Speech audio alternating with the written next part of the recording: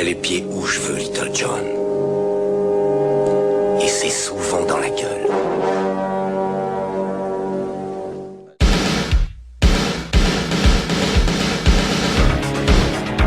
Je connais le kung-fu.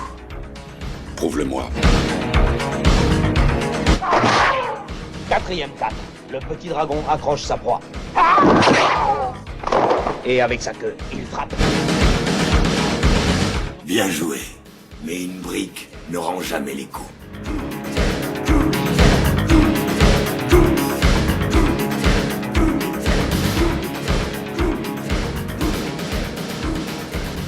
Bonjour à toutes et à tous et bienvenue dans le 41e épisode de Hacking dans ton podcast, le podcast qui met les pieds où il veut et c'est souvent dans les oreilles. Et comme à l'accoutumée, mon poteau Seb m'accompagnera tout au long de cet épisode. Alors comment vas-tu mon cher Seb ?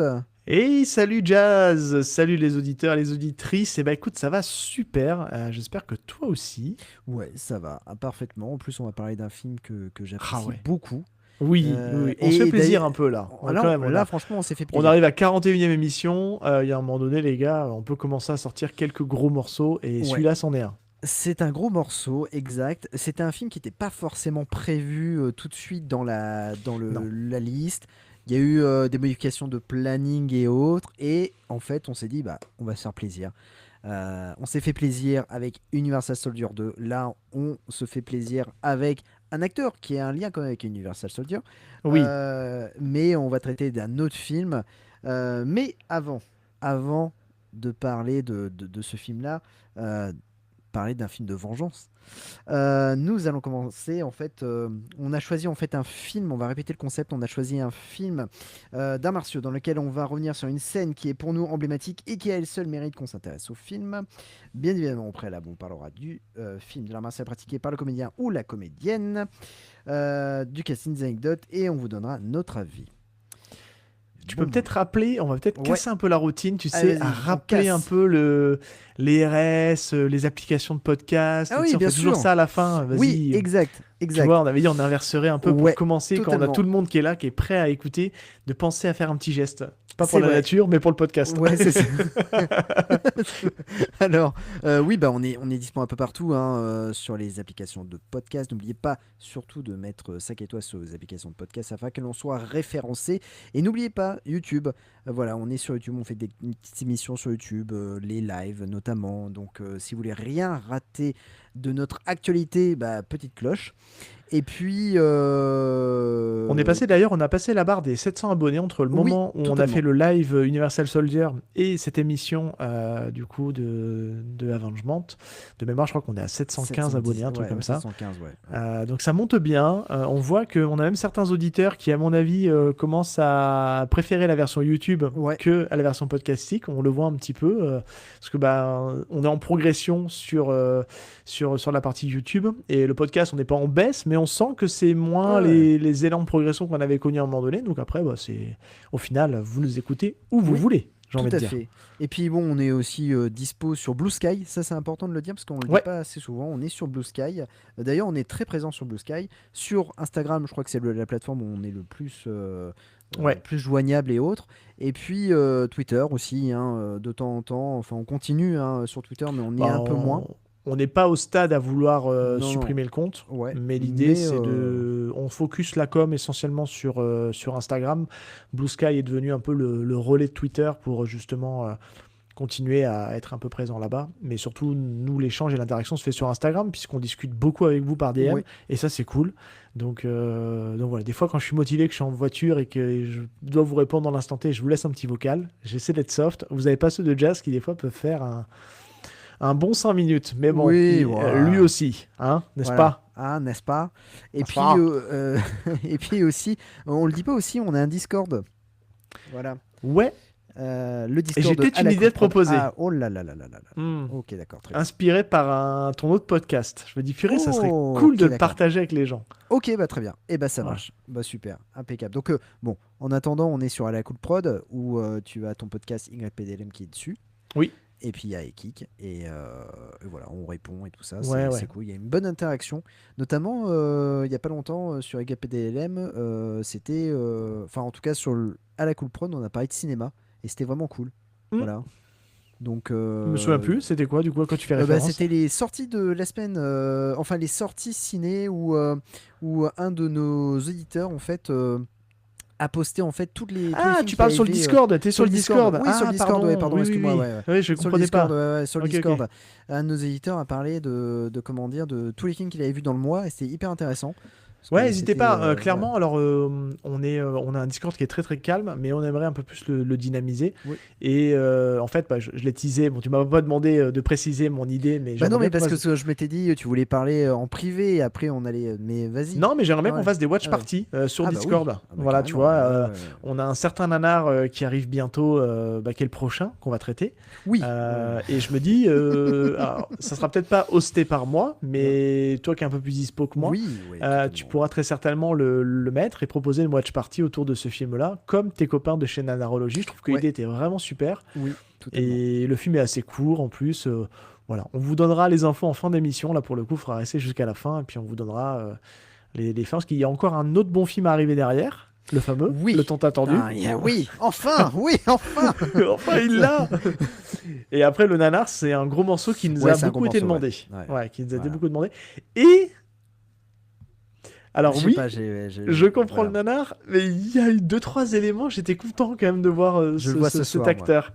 Et je me dis, il est là et il fait beaucoup de choses dans le film. Je me dis, il va faire un caméo. Et en fait, j'avais pas ce souvenir qu'il était aussi présent. Okay. Bref, ne déflorons pas. Je le vois ce soir. Voilà. On est déjà à 6 minutes d'émission. On digresse. On a explosé le compteur. On n'a pas encore parlé du film et on va parler de Avengement. Voilà. De Jesse Van Johnson avec Scott Adkins. Et tout de suite, la bande-annonce.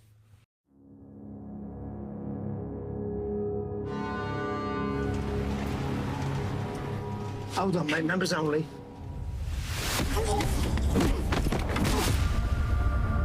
If you want me to break one of my rules and lend you money, then you're going to have to do something for me. You follow her home, you take the bag off of her, and you bring it back here. You come back here without that bag, you're on your own.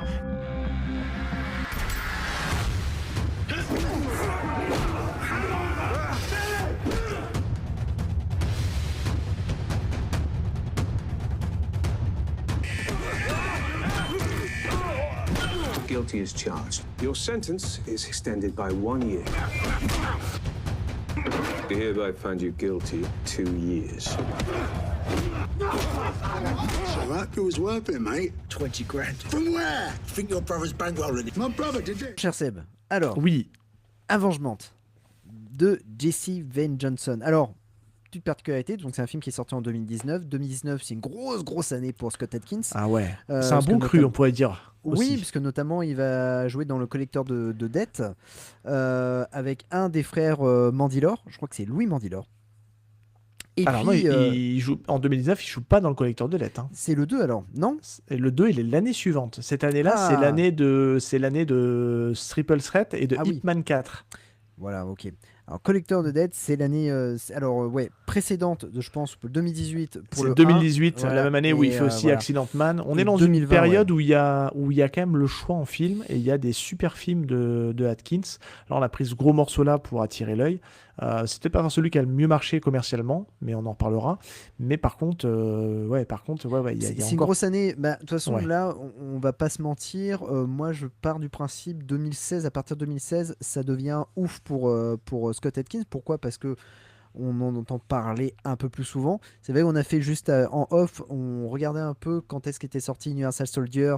Le jour du jugement, et c'est vrai que c'était 2012 et on le connaissait pas de ouf, Scott Adkins. Il avait fait quelques films, il avait fait Undisputed notamment, mais c'était pas non plus c'était plus un acteur de second rôle. Notamment il avait fait un film avec Jean-Claude Van Damme où il joue un sniper. Je sais pas si tu te rappelles, Assassination Game. Ouais, c'est ça, totalement. Et puis qui est plutôt sympa. Ouais, moi j'ai un peu de mal, c'est sur la photographie du film. Ouais, c'est marron quoi. C'est gris marron quoi. Ouais, c'est comme beaucoup de ces films-là tournés en Roumanie, en Bulgarie. mais pour le coup, là, à partir de 2016, ça devient assez dingue. Et alors, je parle de Collector de Dead parce que c'est un film qui m'a plus ou moins marqué et c'est un film qui a été un immense carton en direct ou vidéo et je crois même qu'il a eu une sortie limitée en salle, notamment le 2 aussi, ils ont eu une sortie limitée en salle, il y a eu pas mal de promos dessus, et en fait après il y a eu pas mal de films qui sont sortis, notamment Triple Threat qui a eu aussi une grosse couverture en termes de com. Pourquoi ? À cause du casting déjà, Michael J. White, Scott Adkins, Iko Uwais, Tony Jaa. C'était assez ouf pour l'époque de voir ça. Et puis il va continuer. Il va continuer avec d'autres films qui vont être des véritables cartons. Collector de Dead 2 notamment. Il va y avoir Accidental Man qui va avoir un gros succès aussi. Le 2 aussi.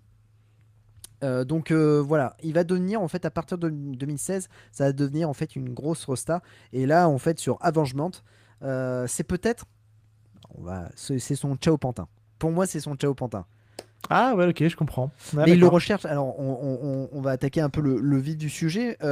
Donc, c'est un film de J.C. Van Johnson. Alors, qui est ce fameux réalisateur ? Juste avant, parce que là, je pars directement sur le réalisateur. Est-ce que tu nous parlais un peu du film ? De quoi parle le film ? De quoi parle le film ? Alors, on suit donc le personnage de Scott Adkins, qui s'appelle donc Kane Burgess, qui est trahi par son demi-frère. C'est hyper important pour le besoin du scénario parce qu'ils ont la même mère, mais ils n'ont pas le même père. Et ce qui peut renforcer l'idée du fait de la trahison, puisque donc Kane va être trahi par Lincoln Burgess, qui est son grand frère. Ils sont tous les deux dans le milieu de la pègre. On sent que le personnage de Scott Adkins est pas complètement, est pas autant investi que son frangin l'est. Et Kane va se faire piéger par son propre frère et va finir en tôle. Et d'où le titre Avengement.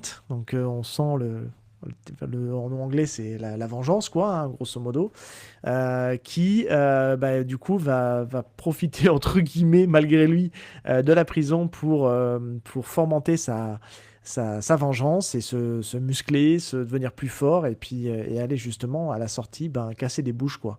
Voilà. Et on en parlera parce que c'est un film qui a une manière assez étonnante d'être réalisé, qui est fait sous forme de flashback, mais on en parlera tout à l'heure. C'est casse-gueule ce forme de narration, mais on en parlera tout à l'heure. C'est quelque chose de quand même plutôt bien réussi, je trouve, dans l'ensemble. Donc le film est réalisé par J.C. Van Johnson, qui est en fait un gros réalisateur déjà de base. De base, c'est un gros réalisateur de série B. Alors, tu vas me dire que je force, mais un peu, ouais. J'ai pas besoin de forcer. Il a tourné. Il a tourné avec Don Dragon Wilson.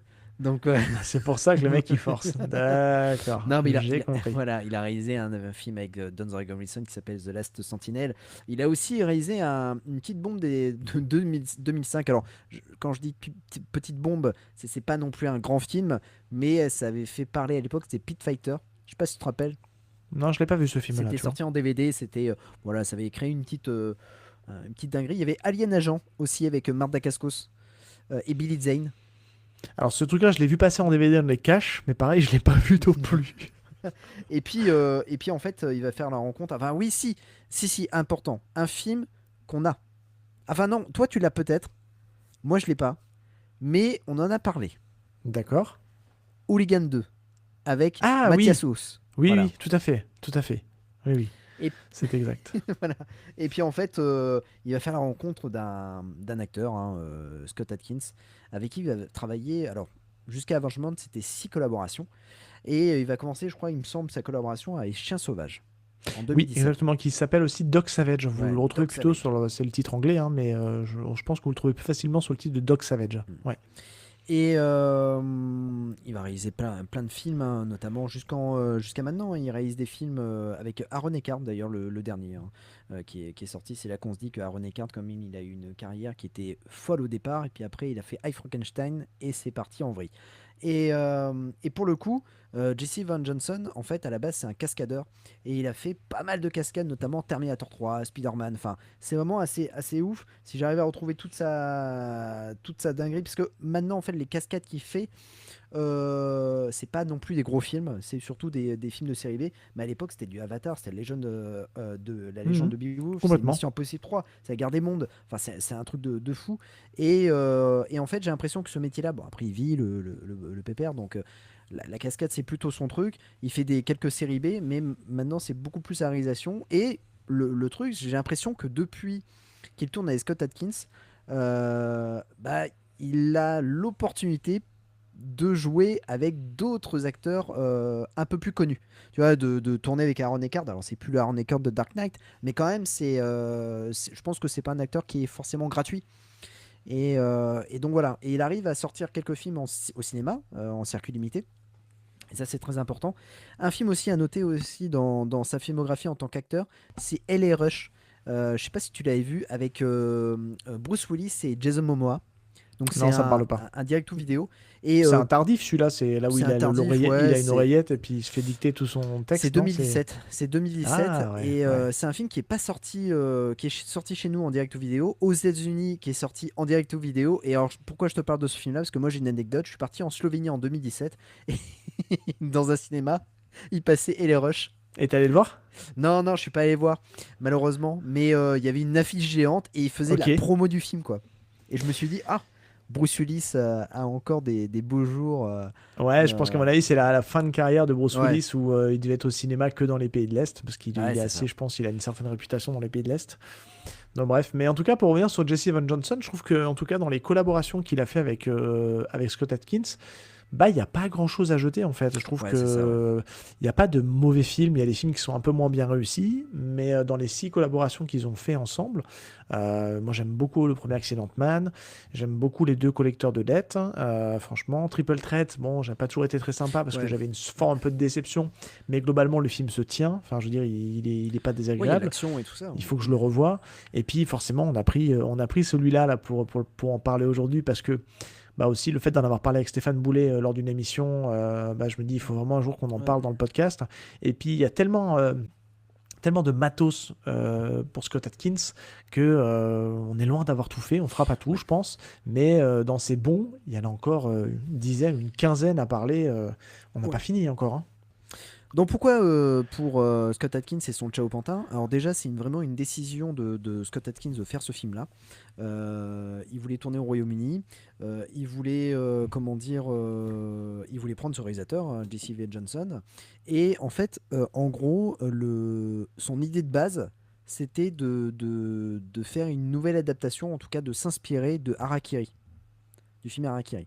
Okay. Donc pour le coup, il s'est dit donc Jesse V. Johnson était ok. Il a repris un ancien script qu'il avait, qui ressemblait un peu à ça. Et plus il avançait dans la réécriture du script, plus il se renseignait un peu sur les crimes au Royaume-Uni et les prisons. Et donc en fait, ça en fait un film super sombre. Et c'était vraiment le but de Scott Adkins, c'est de faire un film sérieux. Voilà. Ouais. Complètement. Et donc pour le coup, moi j'ai l'impression aussi il y a un petit peu de Midnight Express dans dans le côté prison, clairement. Ouais. Oui, dans le côté la dureté carcérale, clairement, ouais. Mais du coup, il y a vraiment une véritable recherche, tu vois, c'est pas une série B comme ça écrite sur un coin de table. Non, c'est vraiment une véritable envie de la part de Scott Adkins de changer de rôle, d'avoir un rôle un peu plus sérieux, un peu plus dramatique, et aussi de Jesse V. Johnson de pouvoir rendre à son pote un film à la hauteur du charisme et du jeu de Scott Adkins. Et c'est pour ça qu'en fait, c'est comme ça qu'est né Avengement. Ouais, c'est un peu le film de la maturité. En fait, c'est ça, grave. Ouais, je suis d'accord. C'est un film, il a, là on est en 2019, il a 45 ans, je crois, de mémoire, comme ça, de tête. 45, 45. Donc c'est un peu le film de la maturité martiale, la maturité en tant qu'acteur. Il a fait suffisamment de rôles avant pour arriver à faire que son jeu soit beaucoup plus juste. Et c'est vrai que moi j'ai toujours dit, pour un acteur de film d'action, je trouve que c'est quelqu'un qui joue bien. Qui dégage comme tu le dis, un charisme à l'écran, qui dégage une certaine physicalité à l'écran, et ça c'est vraiment appréciable. Je trouve que c'est un de mes coups de cœur d'acteurs de films d'arts martiaux, films d'action de ces dernières années, Et voilà, et ce qui fait juste peur, c'est on se dit c'est quelqu'un qui commence à vieillir. Et bon, après, voilà, moi j'aime bien le voir donner des coups de pied, mais à un moment donné, passer un certain âge, ça va être un peu plus compliqué. Mais voilà, je lui souhaite aussi d'avoir des rôles des rôles qui fonctionnent, hein, évidemment, parce que je pense qu'il a dû en faire. J'ai pas vu toute sa filmo, mais des rôles où il est moins obligé de faire appel à son jeu martial, à tout ce qu'il sait faire. Parce que tu vois, je vais prendre juste un exemple très récent, là, un de ses derniers films sur lesquels il fait un caméo. Enfin, c'est pas un caméo, mais il a un petit rôle. C'est The Killer Game, qui est sorti en 2024, qui est dispo sur Amazon Prime. Il refait encore un rôle bon, il joue le rôle d'un tueur, et ils lui ont quand même lui demandé de faire son coup signature. Tu sais, le fameux coup de pied où il tape finalement, il fait une feinte d'une jambe et il frappe avec l'autre jambe en inversé un peu. Je sais pas comment le décrire, mais vous voyez très très bien ce coup. Et il refait ça. Donc on se dit, bon, et à un moment donné, c'est bien, mais vous pouvez l'utiliser pour autre chose. Après, il fait le gros débile dans ce film-là. J'adore quand il joue les rôles de gros débile, quand il joue les rôles de teubé. Ça lui va super bien. Et on va dire que dans Ravagement, on est quand même à mi-chemin sur un rôle de mec qui a complètement vrillé. Et il le fait très très bien. Les rôles de gars complètement instables, ça lui va très bien. De toute façon, là, Scott Adkins, là, ces dernières années, il a tourné énormément de films. Il tournait 3 films par an à peu près. Hein, c'était assez fou. Il y a des gens du casting de One Shot qui disaient que pendant le tournage de One Shot, c'était un peu compliqué. Parce qu'on voyait qu'il était véritablement fatigué. Après le pépère, à l'époque de One Shot, il avait 46 ans, je crois, à peu près. Donc c'était très compliqué pour lui d'enchaîner certains films. Et puis aussi, une chose à dire sur Scott Adkins, c'est qu'il sait très bien qu'il n'explosera jamais au cinéma. Il l'a dit, il en est conscient. Et donc, en fait, il prend ce qu'il faut. C'est-à-dire qu'il est payé, il a un salaire. Et donc, il prend un temps d'argent pour chaque film. Et qu'il soit mauvais ou pas, c'est pas grave pour lui. Donc il va enchaîner les scènes d'action et tout ça, et il sait très bien que ça n'explosera jamais. Donc en fait, au petit bonheur la chance, il va tomber sur un film qui va avoir un certain succès, et sinon voilà. Mais au moins lui, il aura donné ce qu'il voulait à l'écran, ce que les spectateurs réclament, et puis il aura pris son petit chèque à côté. Donc c'est dommage aussi d'avoir alors. En même temps, c'est réaliste d'être conscient de ça en disant il explosera jamais, mais en même temps c'est un peu dommage de se dire je m'en fous s'il joue dans une daube, au moins j'aurai mon chèque. C'est vrai qu'il cachetonne, hein. Il cachetonne pas mal. Il cachetonne pas mal dans plein de petites productions, qu'il est juste là pour prendre le chèque, mais c'est un mec qui est pro, c'est-à-dire qu'il fait le boulot. Il fait le job. On n'a pas l'impression qu'il en a rien à faire. Enfin, en tout cas, dans tous les films où j'ai vu passer, il est toujours investi à 100%. Il fait toujours le job. Pour le coup, là-dessus, on peut pas lui reprocher ça. On en a vu des acteurs qui sont juste venus là pour prendre le chèque, et puis qui derrière, à l'écran, ça donnait rien. Lui, même quand il est là pour cachetonner, il fait le taf, quoi. Il fait le taf sur le nombre de jours qu'il a. Il le fait bien. Il est efficace. Et puis voilà. Et c'est vrai que ce projet-là, il est intéressant parce que si on doit parler 2 minutes du casting, c'est pas forcément des têtes connues, mais par contre, c'est des têtes connues du cinéma anglais qui ont fait des rôles de mafieux, donc vraiment des gueules cassées du cinéma. On peut en citer 2. Il y a l'acteur donc Thomas Turgoose, je sais pas comment on prononce, qui était le mec qu'on voit en tête d'affiche du film This is England. Je sais pas si ça vous parle, c'est un film de hooligan. Et il y a aussi Craig Fairbrass qui joue le rôle de son frère, qu'on a vu aussi pas mal dans plein de productions anglaises et qui est habitué un peu au rôle de mafieux. Et il y a un petit rôle d'un certain Louis Mandylor, le frère de Costa, qui est, moi je sais que dans la collaboration, il a fait Le Collecteur de dettes avec Scott Adkins, mais qui a fait aussi d'autres choses, ce cher Louis Mandylor. Oui, alors juste cette année-là, pareil, donc Jesse V. Johnson fait 3 films en 2019, et dans les 3 films, il y a Louis Mandylor. C'est incroyable. Ça, mais d'ailleurs, c'est le comeback de Louis Mandylor, c'est en 2019. Hein. C'est vraiment avec tous ces films-là, et en 2018 avec Collector of Death. Il a fait le flic de Shanghai. Il a joué dans la première saison du flic de Shanghai. Ah ouais. Ok. Il joue. C'est une sacrée anecdote. Ah ouais. Et d'ailleurs, il se bat dedans parce que Louis Mandylor, il fait du jiu-jitsu. Ouais, il se bat aussi un peu dans le Collecteur de dettes. Il a une scène de baston avec Scott Adkins. Elle est pas folle. Non. Mais bon. Et donc le film de Shanghai, il joue en fait le flic qui est coéquipier de Sammo Hung. Voilà. Et il se bat pas mal. D'ailleurs, à un moment donné, il me semble, il y a un épisode où il fait un tournoi de kickboxing. Ah, je suis curieux de voir ça. Il faut absolument qu'on trouve cette série Jazz. Je sais pas s'il y a quelqu'un, une âme charitable qui a les cassettes vidéo. On a tenté de nous envoyer des liens pour essayer de la récupérer et ça a été un raté complet. Donc, je remercie encore l'auditeur qui nous a transmis ces liens. Mais moi, j'y suis pas arrivé à les télécharger. Donc voilà, s'il y a quelqu'un qui a un cousin aux États-Unis qui peut nous envoyer une petite copie, au moins de la première saison, j'aimerais vraiment la revoir. Et je ne comprends pas pourquoi cette saison, elle est si compliquée à avoir. Bon, c'est l'histoire de droit, on se doute bien. Mais c'est casse-pied, quoi. C'est casse-pied. Ouais, je suis d'accord. Juste avant de donner notre avis, on va parler du compositeur, Sean Murray. Ah ouais, c'est hyper important. Il a un thème principal qui est assez incroyable. Ça fait penser un peu au Bebel, Ennio Morricone. C'est carrément inspiré. C'est clairement inspiré d'Ennio Morricone. Et c'est un thème qui a deux variantes que je vous invite. Alors, c'est son album, l'album, le score de Avengement est sur toutes les plateformes.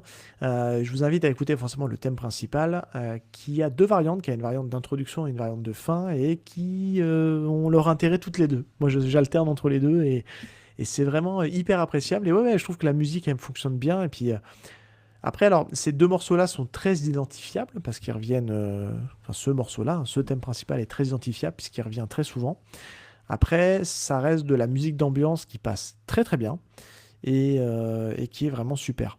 Juste une petite note quand même pour continuer dans la frustration. Avengement, très compliqué à trouver en France. Ouais. Il est sur aucune plateforme. Il a été sur Netflix pendant un moment et il n'y est plus. Vous pouvez le trouver à l'aide d'un VPN. Vous mettez votre VPN à Londres et puis vous pouvez le regarder sur Prime Video. Il est sur Prime Video mais UK. Donc voilà, c'est pour ça que c'est un peu casse-pied. On l'a eu en DVD à une époque, mais pareil, je pense qu'il a été tiré un tirage très très limité. Et je pense que vous pouvez le choper en import. J'ai pas regardé en import, mais je pense que je vais finir par le prendre en import. Si, il est en édition collector. Ok. Voilà, il y a un double DVD. Ok. Voilà.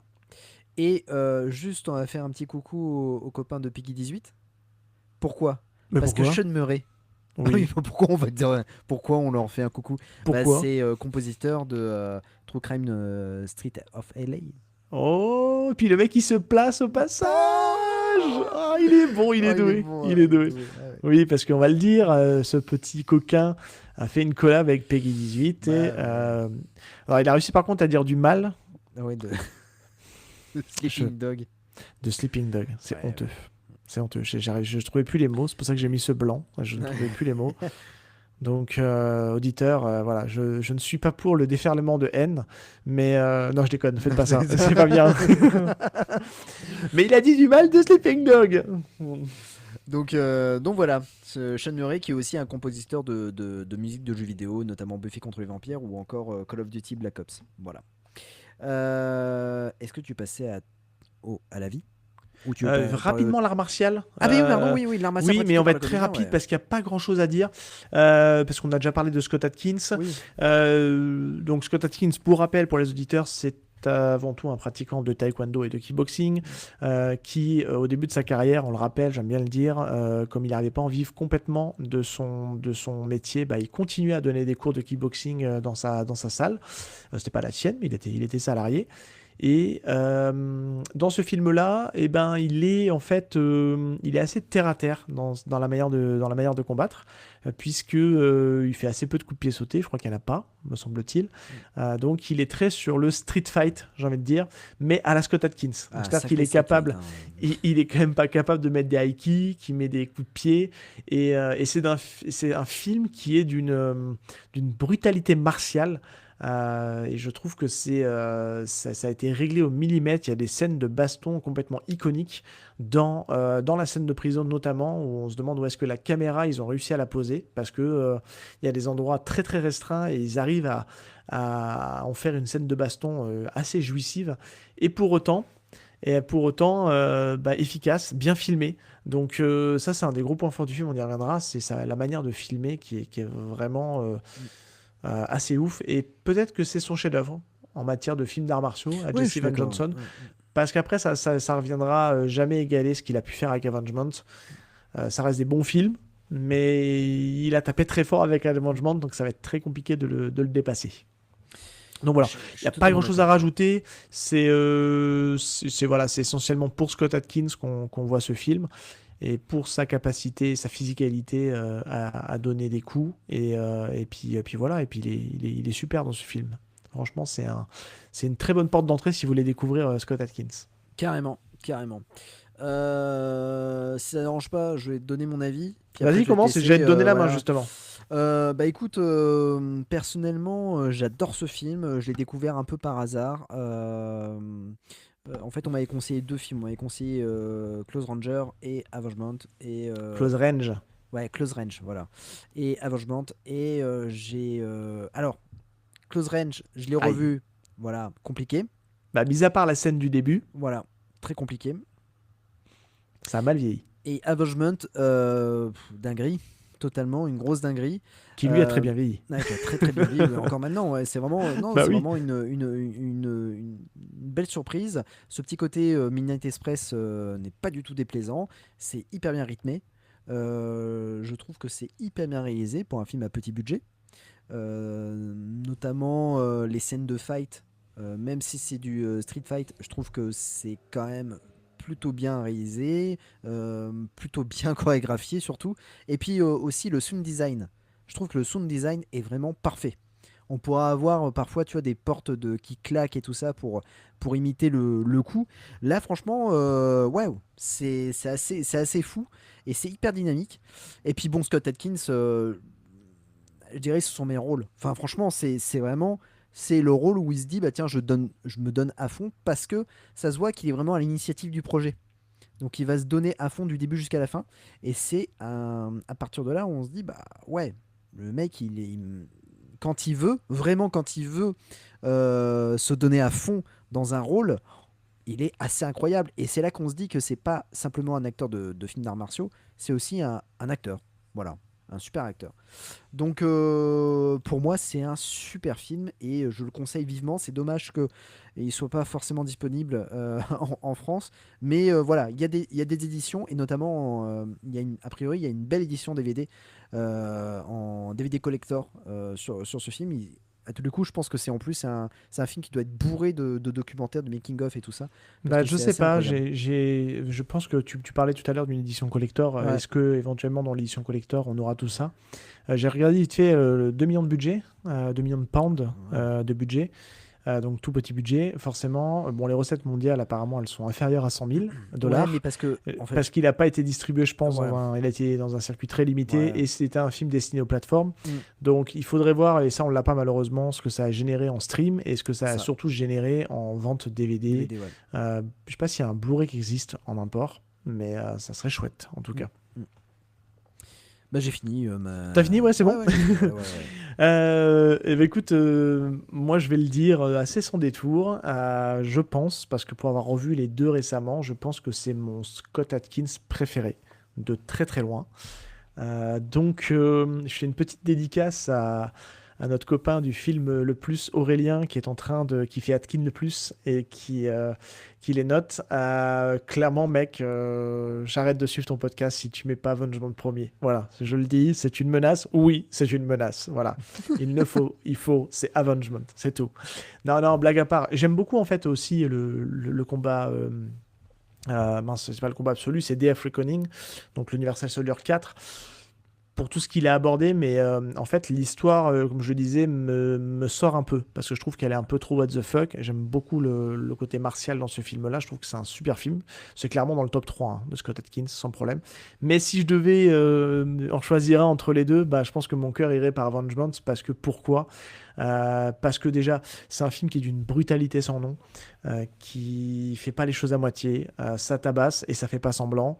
Je trouve que Scott Adkins dans son jeu, c'est peut-être un de ses meilleurs rôles, parce que encore une fois, comme on dit, c'est le film de la maturité. C'est un film où pour le coup il a son jeu d'acteur qui est beaucoup plus affûté, et j'aime beaucoup toute la transformation physique qu'il va avoir dans ce film-là.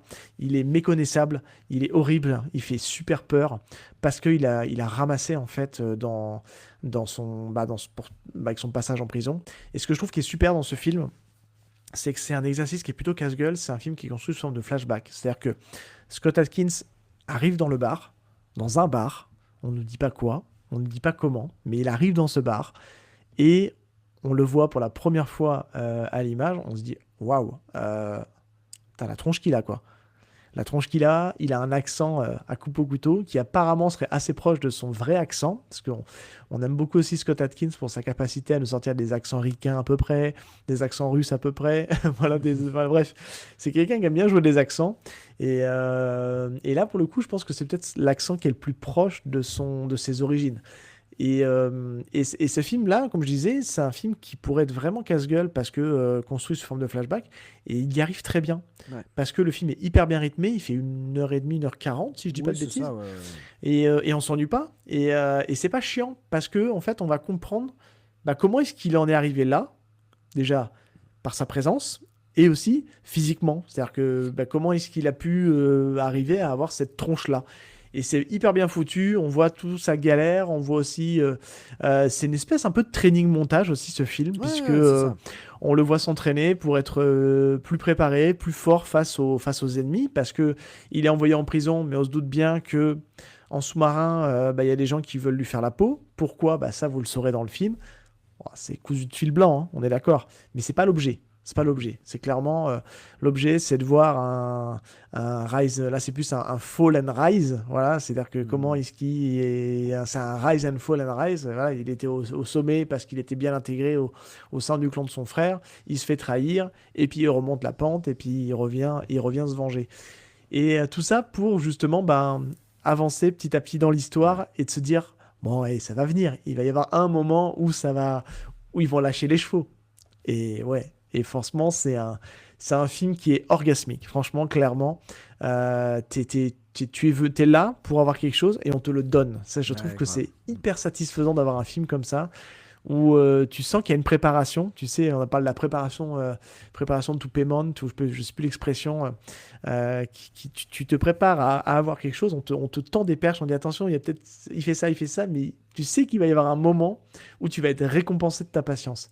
Et ce film-là, il fait tout ça. Et c'est ce qui fait que j'adore ce film parce que, voilà, à regarder en VO, surtout, si vous pouvez, parce que ça joue énormément les accents un peu de Cockney et de bouseux d'Angleterre. Et ça, je sais pas quel mois est la VF, parce que je ne l'ai jamais mis en VF, ce film. Ah, moi non plus. Et... voilà, bref, c'est à voir. J'ai pas grand-chose de plus à dire que c'est qu'un film qui c'est un équilibre entre tout. C'est super bien réalisé, c'est super bien rythmé, la bande son elle est top, comme tu dis, le sound design est top. Enfin, franchement, c'est un super film et je vous dis, pour moi, c'est mon préféré de Scott Adkins. Eh bien, écoute, tant mieux, parce que si tu m'avais dit, non, je déteste ce film-là, là, ça aurait été... Ce film est une merde, non, c'est pas vrai. Est-ce que tu es prêt ? Ben oui, on est là pour avoir la récompense de pourquoi on est là. C'est ça. Parlons de la scène que l'on a choisie. Voilà. Est-ce que c'est un peu mieux que le live ? Je sais pas. Je me dis, je te les laisse en fait, ces trucs-là. La violence. J'ai démissionné. T'es content, ça te fait plaisir. Je suis content. C'est ton moment. C'est mon moment. Alors, on va pas vous décrire parce qu'habituellement, en fait, dans le podcast, quand on vous décrit on vous décrit vraiment la scène. Là, on va pas vous la décrire parce que c'est un beau bordel. Voilà. Et on risque d'être un peu plus court que d'habitude parce qu'on va pas trop s'étendre non plus dessus. Parce que clairement, elle dure 5 minutes. Ouais, elle dure 5 minutes en plus. Donc très compliqué de la faire pas à pas.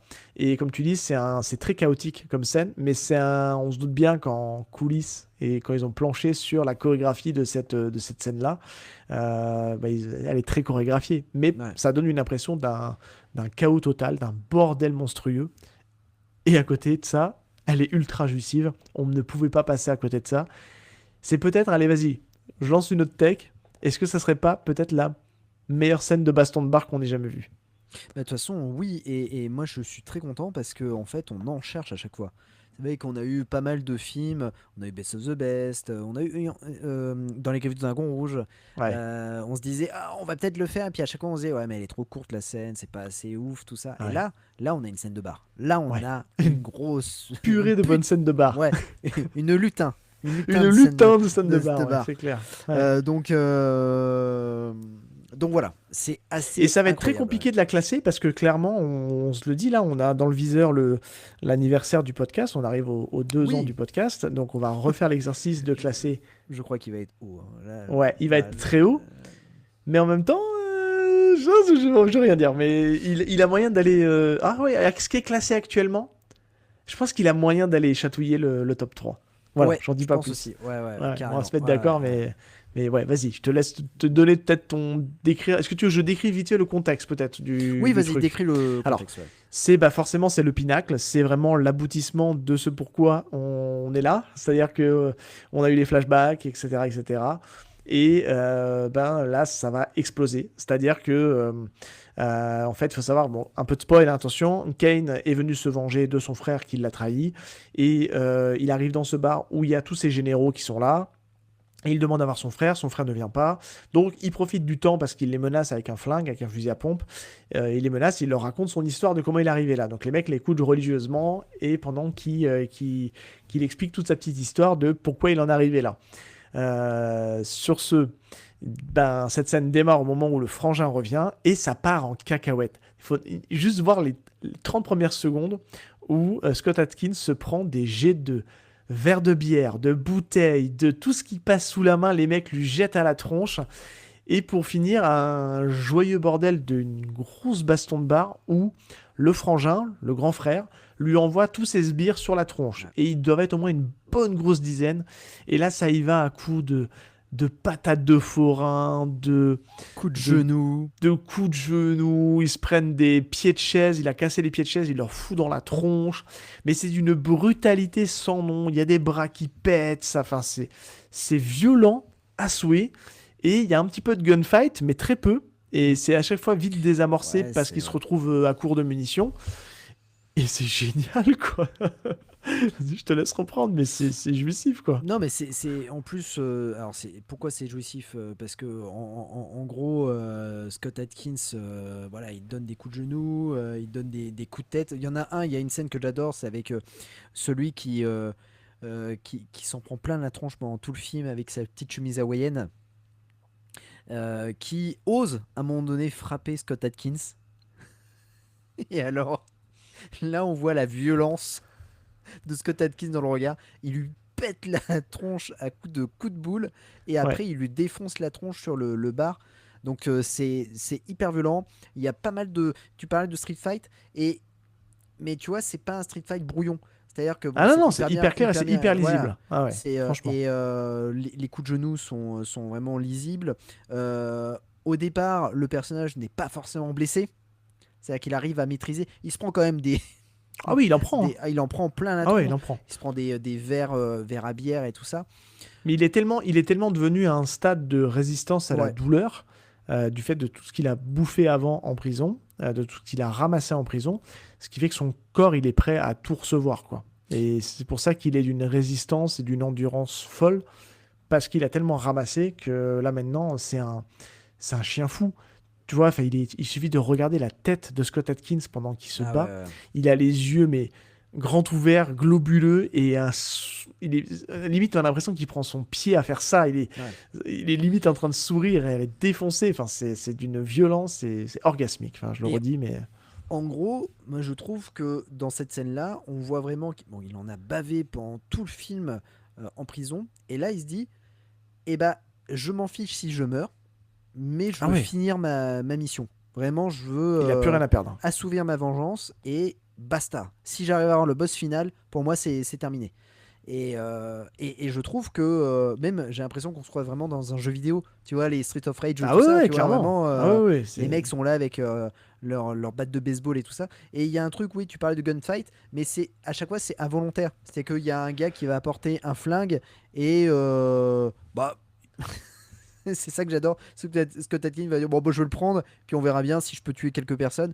Et il en a plus rien à faire jusqu'à l'arrivée de son frère, qui est et si tu veux reprendre la main. sur ça. Non, mais enfin juste c'est une scène qui est vraiment jouissive. Enfin franchement, il se venge comme tu dis, il a plus aucun état d'âme, il a plus aucun filtre et il a juste lâché les chevaux et puis et c'est parti, il défouraille à tour de bras et c'est vraiment top. Et encore une fois, bon, on vous encourage à aller voir le film, mais surtout à revoir la scène pour voir cette espèce de joyeux bordel où ça part dans tous les sens.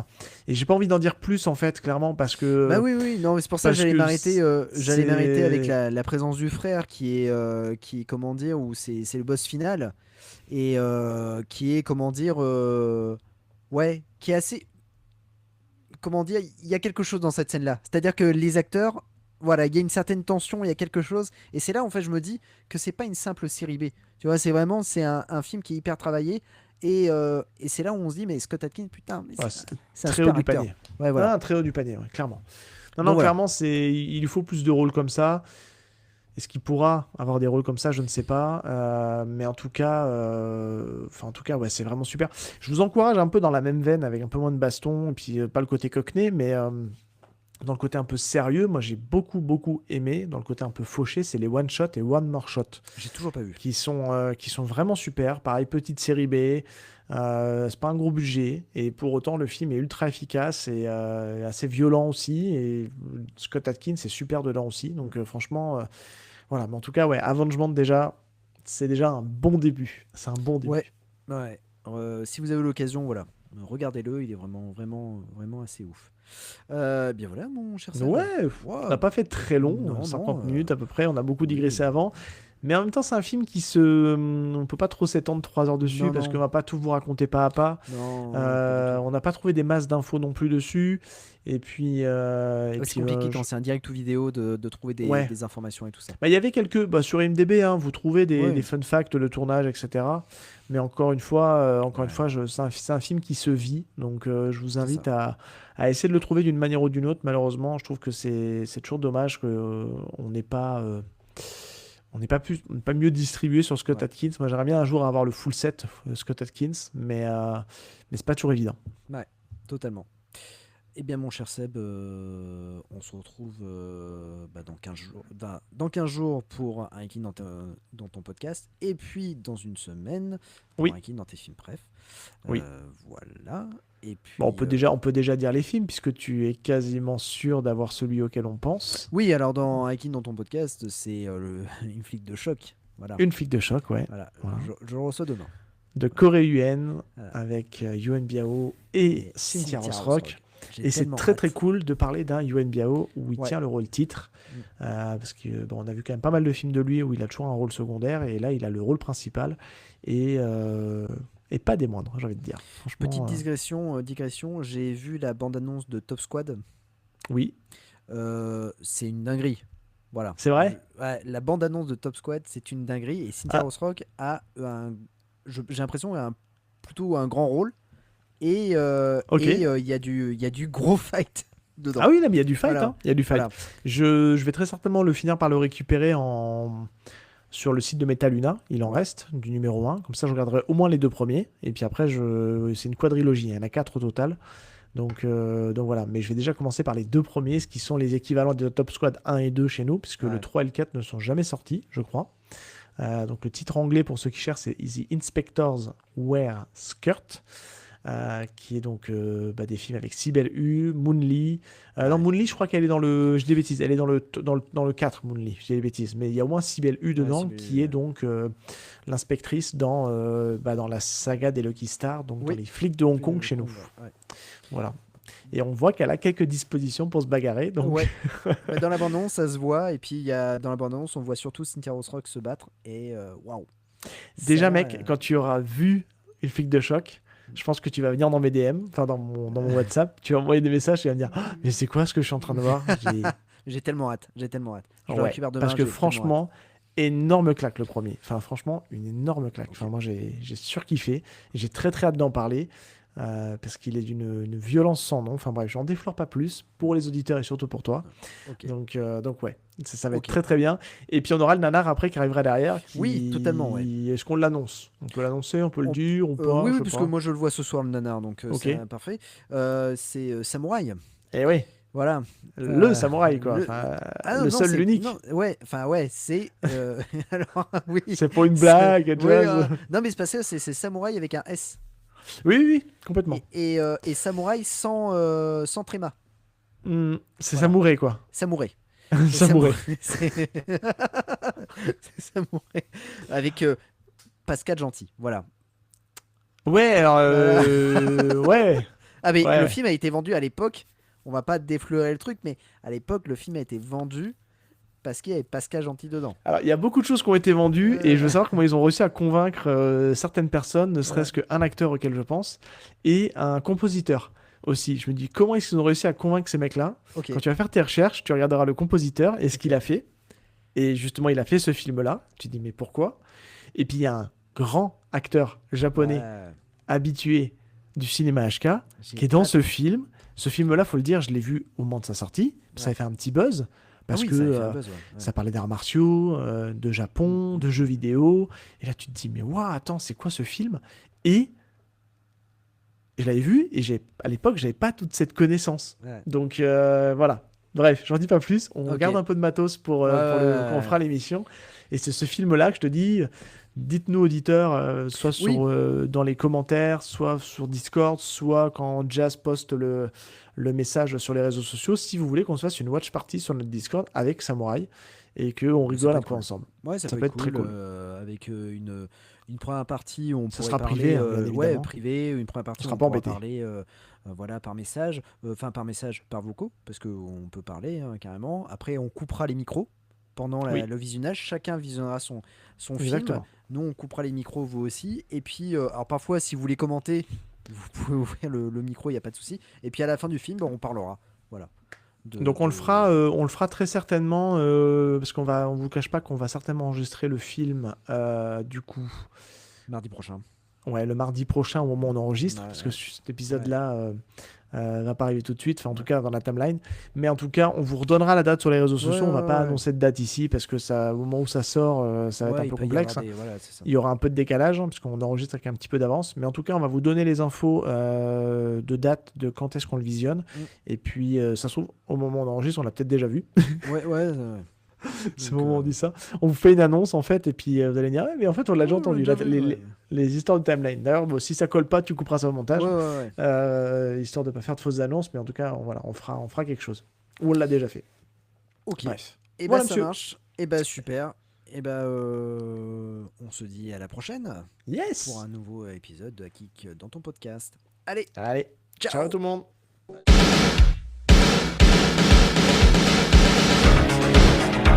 Je connais le kung-fu. Prouve-le-moi. 4e date. Le petit dragon accroche sa proie. Et avec sa queue, il frappe. Bien joué. Mais une brique ne rend jamais les coups.